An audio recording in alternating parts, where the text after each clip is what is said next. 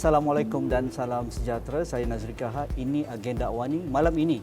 Kebetulan pada siang tadi diumumkan untuk proses ataupun pengumuman musim haji 2023 dan saya amat bertuah kerana banyak perkara baru diumumkan oleh pihak tabung haji untuk musim haji 2023 ataupun 1444 Hijrah kali ini, kerana kita sudah melepasi musim Covid selama 2 tahun, 3 tahun, dan tahun lalu walaupun dibenarkan oleh pihak Kerajaan Arab Saudi untuk melakukan ibadah haji, tetapi banyak kategori-kategori ataupun syarat-syarat dikenakan oleh pihak berkuasa Arab Saudi, dan tahun ini nampaknya back to square one ataupun kembali kepada asal sebelum musim Covid.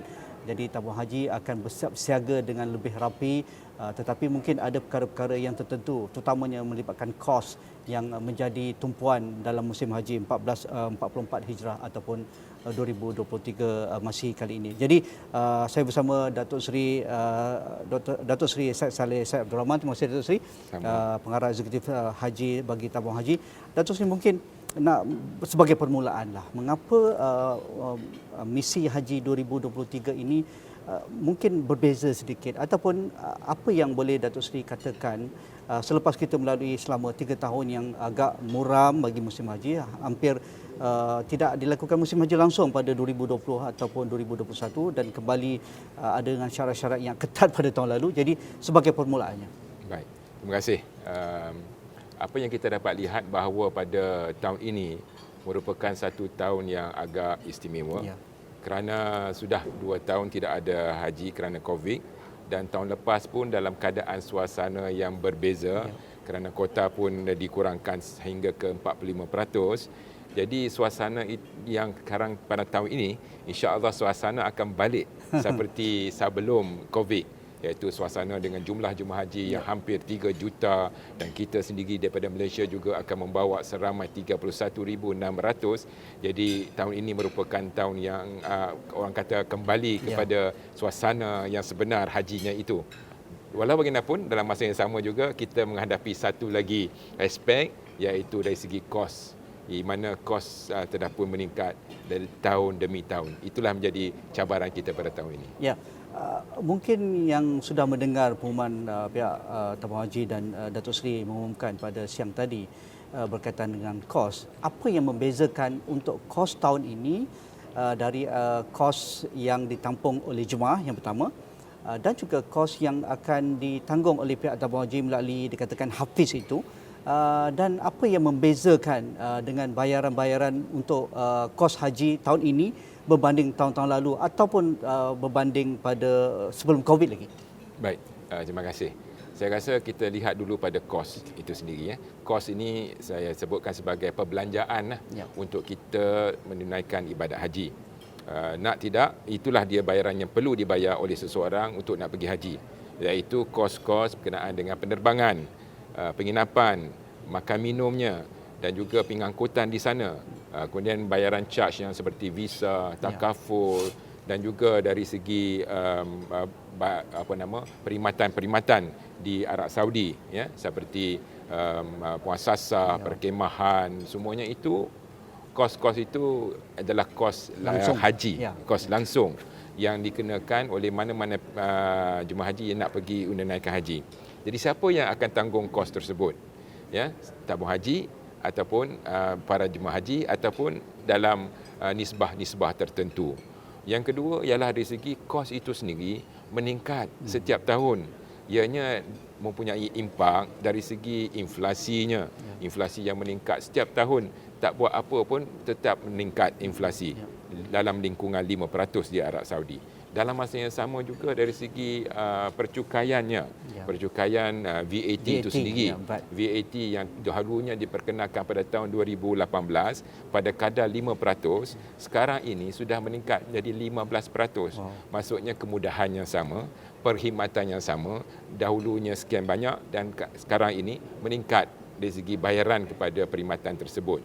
Dan juga percukaian lain yang diperkenalkan oleh pihak Kerajaan Arab Saudi kepada industri haji itu sendiri, dari segi perhotelan, pembersihan kawasan perbandaran dan sebagainya, itu juga ada percukaian tertentu. Itu juga ada impak juga kepada kos kita, dan juga charge untuk sesuatu perkhidmatan telah pun ditingkatkan. Dalam masa yang sama, alhamdulillah, perkhidmatan yang disediakan oleh pihak Arab Saudi juga makin baik dan ditambah baik. Dengan itu juga kos juga meningkat. Jadi itu juga di antara perkara-perkara yang menjadi kos itu sentiasa meningkat. Dalam masa yang sama, saya rasa pembesaran Masjidil Haram, pembangunan semula Mekah dan Madinah juga mempunyai impak. Sedang berlangsung, masih lagi berlangsung. Dengan perobohan beberapa hotel-hotel yang berdekatan dan dibangunkan dengan hotel-hotel yang bintang 5 dan 6 itu yang mungkin tidak berapa bersesuaian dengan kehendak kita. Jadi itu semua menjadikan demand and supply itu akan menjadi tidak seimbang. Jadi bila tidak ada seimbang, maka harga akan meningkat dengan tinggilah. Jadi itu di antara perkara-perkara menjadi cabaran pada kita dalam menangani kos itu sendiri, dan kebanyakan yang saya sebut semua ini semuanya adalah kos-kos yang di luar kawalan tabung haji. Pergerakan mata wang asing juga, kerana kebanyakan daripada apa yang kita bayar kepada perkhidmatan dan kemudahan kepada pihak Arab Saudi ada dalam bentuk Saudi Rial ataupun dalam bentuk US dollar. Jadi itu juga kita akan terkesan juga dengan pergerakan naik turun mata wang asing itu tersebut. Jadi itulah menjadi satu cabaran pada kita dari segi menangani kos. Dalam masa yang sama, dari segi bayaran haji itu sendiri pula. Okey. Berapakah kita nak kenakan bayaran haji kepada jemaah haji kita? Alhamdulillah, pada tahun lepas, tahun 2022, buat kali pertama kita telah memperkenalkan bayaran haji secara bersasar, iaitu ada kategorinya. B40, iaitu golongan yang bawahan 40, dan juga golongan yang bukan B40. Jadi kita mulakan secara bersasar, bukan saja dari segi bayaran, maksudnya dari segi bantuan kewangan haji ataupun Hajj Financial Support, singkatannya Hafiz. Itu kita bagi secara bersasar. Dan ini saya rasa ianya juga adalah sebagai menyahut hasrat kerajaan juga untuk kemudian nanti nak juga buat subsidi secara bersasar. Dan juga dalam masa sama, ianya juga selaras dengan tuntutan agama kita, iaitu syarat-syarat wajib haji adalah istita'ah, atau kemampuan, berdasarkan kepada kemampuan kewangan sendiri untuk kita nak pergi haji. Jadi dengan itu kita telah pun meletakkan dua kumpulan ini pada tahun lepas, dan alhamdulillah disambut baik dan diterima baik oleh para jemaah haji dan juga masyarakat umumnya. Jadi tahun ini kita memperkenalkan juga bayaran haji ataupun hafiz secara bersasar. Cuma kali ini kita ada 3 kumpulan, bukan lagi 2, iaitu tambah satu lagi, B40, M40 dan juga T20. Jadi ketiga-tiga kumpulan ini mempunyai kadar bayaran haji yang berbeza. Jadi ini yang kita perkenalkan supaya ianya lebih bersasar, dan insya-Allah ianya akan kita lihat akan ditingkatkan secara berperingkat-peringkat, insya-Allah. Boleh Datuk Seri jelaskan jumlah kos haji yang akan dibayar oleh kategori-kategori tersebut daripada B40, M40 dan juga T20, termasuk juga daripada sumbangan daripada pihak tabung haji berkaitan dengan hafiz itu. Mungkin Datuk nak jelaskan, kerana saya tak berani nak jelaskan bila Datuk Seri jelaskan. InsyaAllah. Baik. Yang penting sekarang ni kita kena faham kos dulu. Kos haji untuk seseorang jemaah haji nak pergi secara muasasah, 30,850. Itu kos yang saya sebut tadi lah, penerbangan, penginapan, sahaja, semua itu 30,850. Beza tak daripada tahun lalu? Tahun lalu 28,632, iaitu peningkatan sebanyak 8%. Hampir 3,000. Hampir 3,000 ringgit. Jadi berapa pula yang kita minta daripada pihak jemaah haji bayar, ya? Yang saya sebut tadi ada B40, M40 dengan T20. Kita pergi pada B40 dahulu.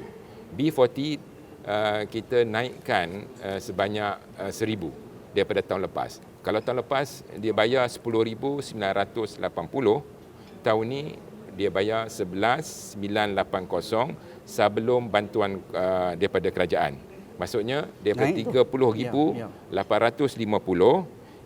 daripada tabung haji tanggung RM18,870. Itu hampir 61% daripada kos tersebut.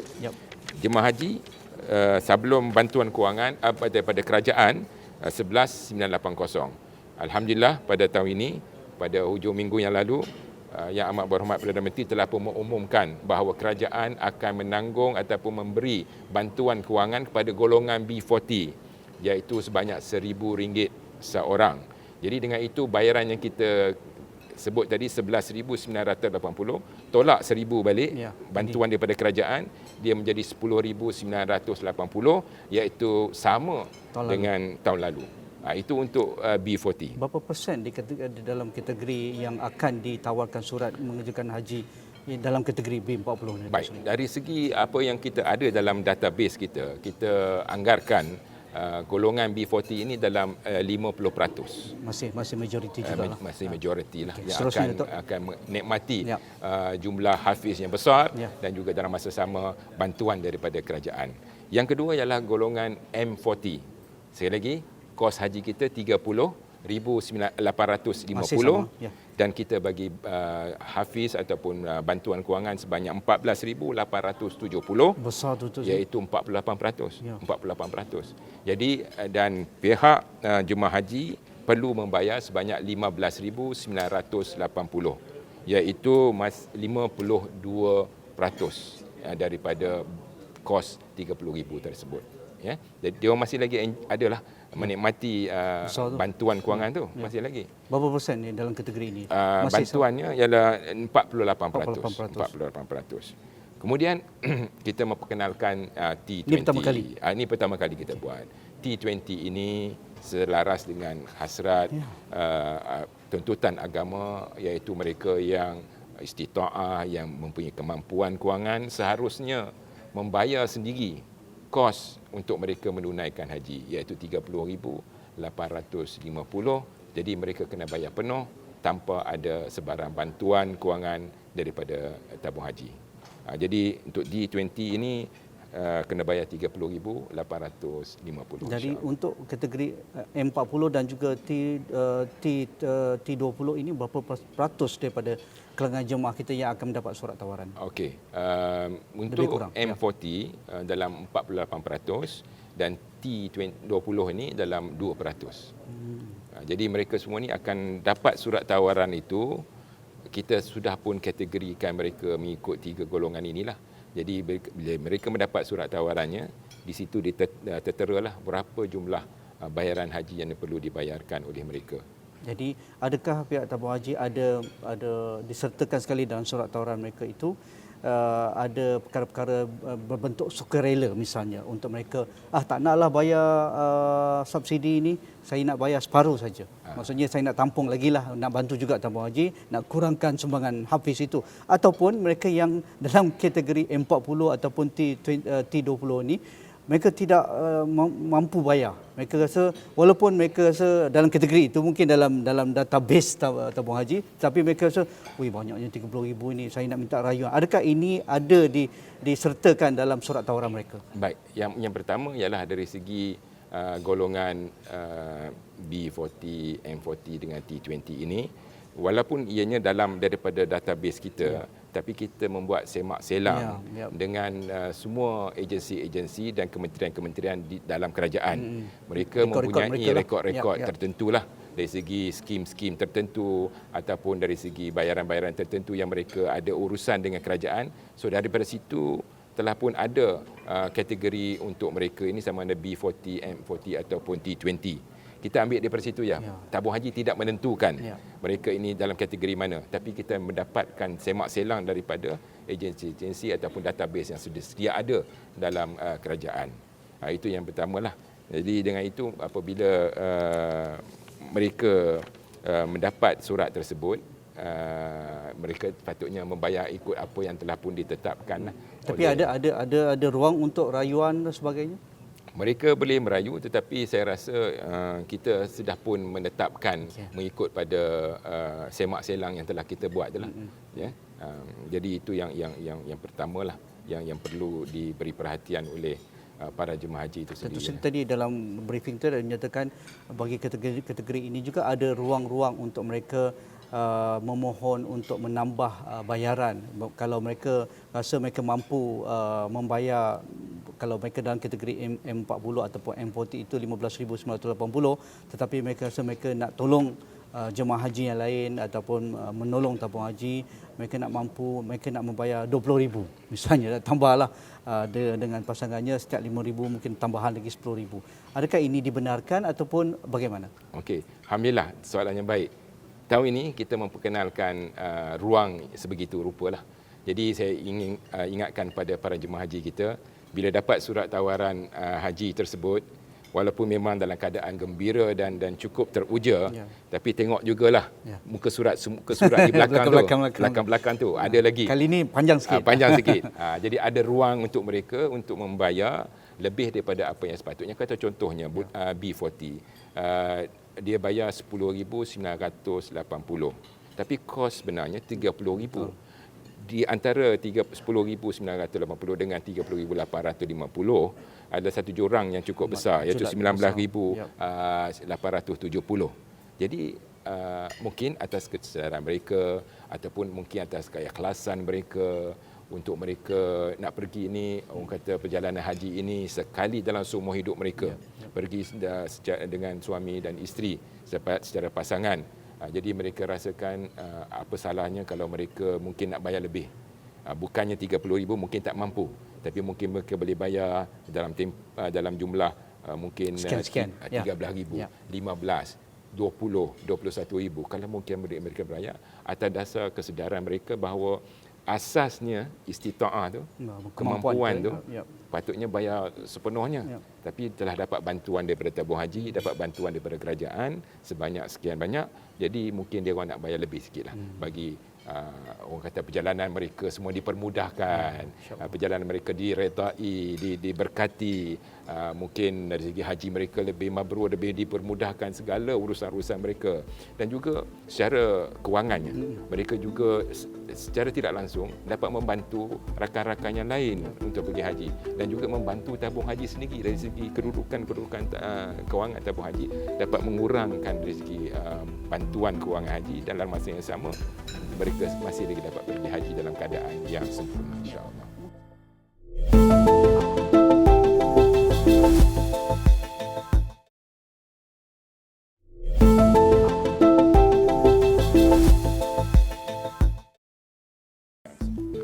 Mungkin ada timbul persoalan selepas ini bagi mereka yang dalam kategori-kategori yang ditentukan oleh pihak tabung haji.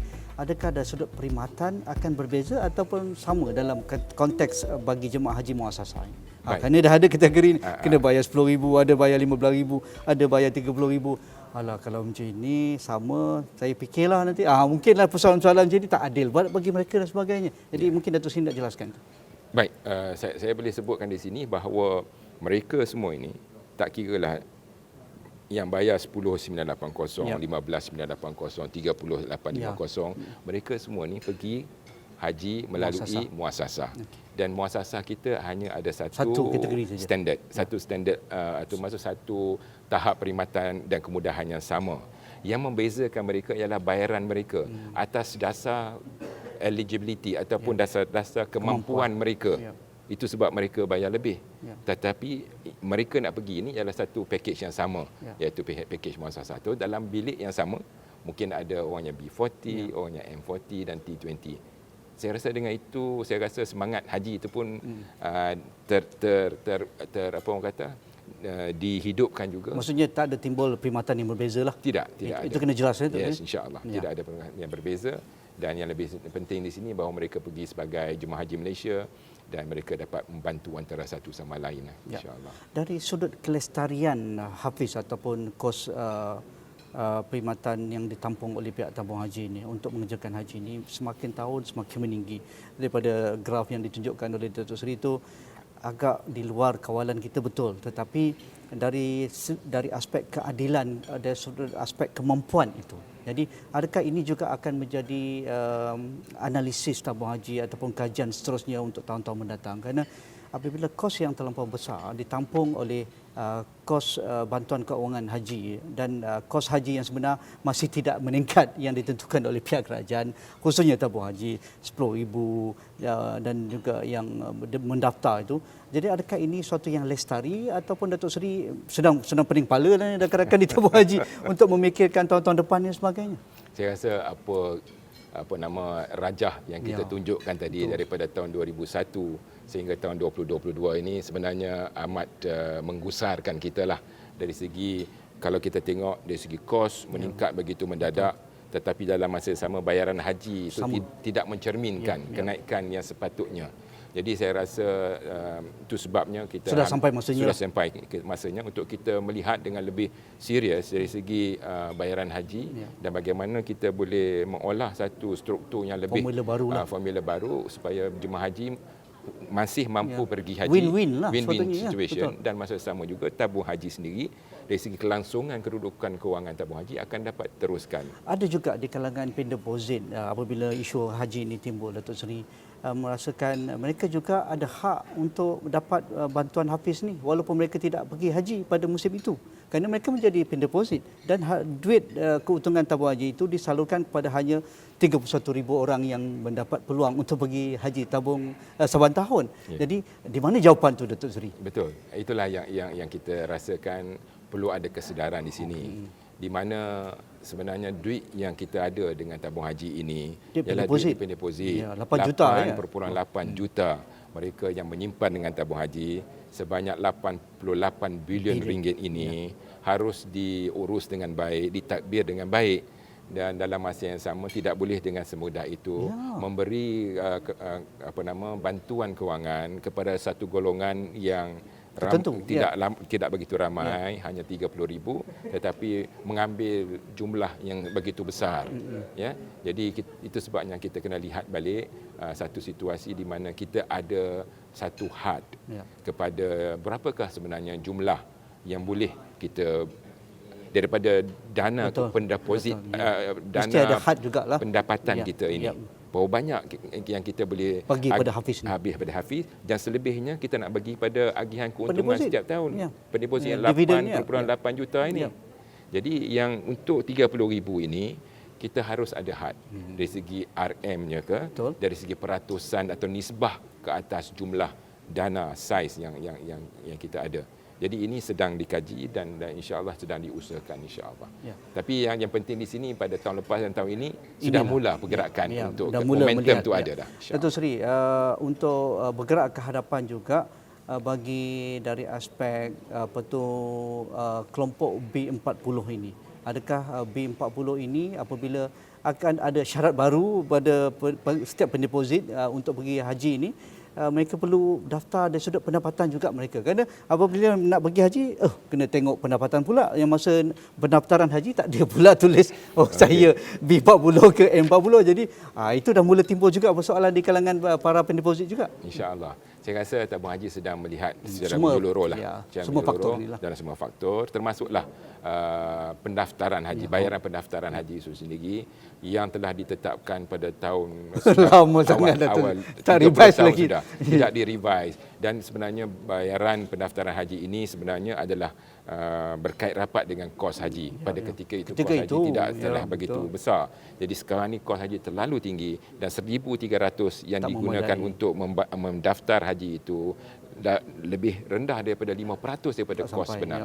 Jadi saya rasa sudah tiba masanya untuk kita nak lihat juga dari segi jumlah bayaran untuk pendaftaran haji supaya lebih munasabah dan mencerminkan kenaikan kos yang sebenarnya. Akhir sekali itu Seri, tentang turn ataupun giliran haji ini juga. Ramai beranggapan, kalau saya ada duit, mengapa saya tak boleh pergi?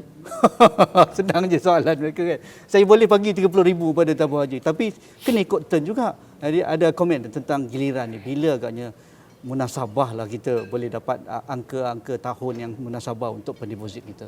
Baik, saya rasa sekarang ini memanglah kalau dilihat daripada segi pemikiran, dari segi cadangan-cadangan yang diterima oleh orang ramai, ada pelbagai lah untuk nak menentukan siapa yang terpilih untuk pergi menunaikan haji. dalam bentuk umur, dalam bentuk Kewangan, kemampuan, kewangan dan sebagainya. Tapi kita merasakan bahawa asas, masih lagi kita rasa bahawa yang didahulukan itu formula yang masih dijalankan. Masih menjadi satu asas lah, sebagai foundation, asas yang tidak mudah orang kata diubah dan dicabar oleh mana-mana pihak. Kita rasa itu yang paling adil dari segi asasnya. Tetapi kita boleh lihat juga dalam aspek-aspek tertentu di mana kita boleh meraihkan mereka-mereka yang telah mampu, ada duit tapi mereka tidak boleh pergi oleh kerana orang yang di depan mereka ini ditampung pula bayaran untuk dia orang pergi. Dalam masa sama saya ni dah boleh bayar penuh 30,850 misalnya kan. Jadi kita sedang lihat bagaimana untuk nak melihat bagaimana kita boleh melihat kepada meraihkan golongan-golongan ini. Tapi pada tahun ini insya-Allah rayuan haji yang masih dibuka dan kita membuka kepada semua mereka-mereka yang golongan tadi itulah yang sudah ada mampu duit untuk bayar penuh, tapi gilirannya mereka belum lagi tiba, mereka boleh merayu. Dan mereka boleh merayu dan mereka boleh nyatakan bahawa mereka sanggup untuk bayar penuh. Jadi kita boleh lihat bagaimana kita boleh meraihkan golongan-golongan ini, terutama sekali apabila kita ada kuota-kuota tambahan dan sebagainya. Okey, akhir sekali Datuk Seri, mungkin ada nasihat ataupun kepada para jemaah haji yang akan menerima surat tawaran bermula Rabu ini. Jadi apa yang mereka perlu lakukan?